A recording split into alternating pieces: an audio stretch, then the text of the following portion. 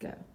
What is up, everybody? AJ here, Dynamic Marine, and it is Tuesday, so you know what that means. It is another Tackle Tip Tuesday, and to start things off, I got one question for y'all, and that is, why do none of y'all throw a tube anymore?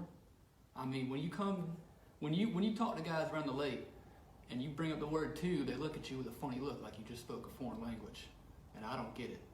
And you go around town, you can't find tubes nowhere. For me, that's frustrating because I love a tube. It is a very versatile bait. You can Texas rig it. You can punch mats with it. It's a great bait for bedding fish. You can put it on the back of a spinner bait. You can put it on the back of a chatter bait. You can put it on the back of a swim jig. People don't think about that stuff, but a tube is great in all of those scenarios. But there is one technique in particular I want to talk to y'all about today, and that is cracking a tube. Some of you guys probably don't know what that is. If you're from up north, it's like sacrilege. I mean, everyone cracks a tube because it is a technique that straight up catches them. So before we get into that technique, I just want to let you guys know that we have a few brands of tubes in stock. We've got the coffee tube, classic tube, fish catcher. We've got Max Scent tubes. We've got Zoom Salty Super tubes. They're all great. We've got them in crawfish colors, shad colors, whatever you need. But to get into cracking a tube, get you guys the products I'm using today right here. We have a 3.5 inch Strike King coffee tube in green pumpkin, nothing crazy. And right here I have a Strike King Crackin tube jig head in 3/8 of an ounce.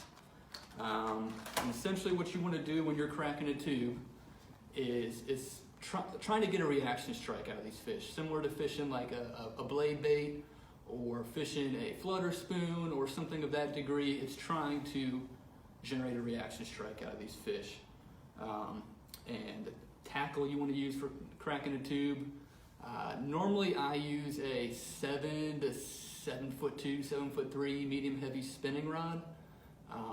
Normally a fast or an extra fast action. And I like to fish it on braid, and I will get to why I fish it on braid in a minute. And then of course I just throw it on a spinning reel. Gear ratio doesn't really matter or anything like that. But when you're cracking this tube, you want to fish it on sort of a semi-slack line. And that's where braid comes into play, because you kind of want to have that slight bow on the water when your rod's at about 9:30. And what you're going to do is you're just going to kind of crack it real quick to about 11:30, 12 o'clock. And what that's going to do is going to make that tube dart off the bottom real quick and spiral down. Dart off the bottom real quick and spiral down. And normally most of your bites are going to come when that thing's fallen, when you first go to crack it. But it is just a very deadly way to catch fish that are hanging in a mid-depth to deep area.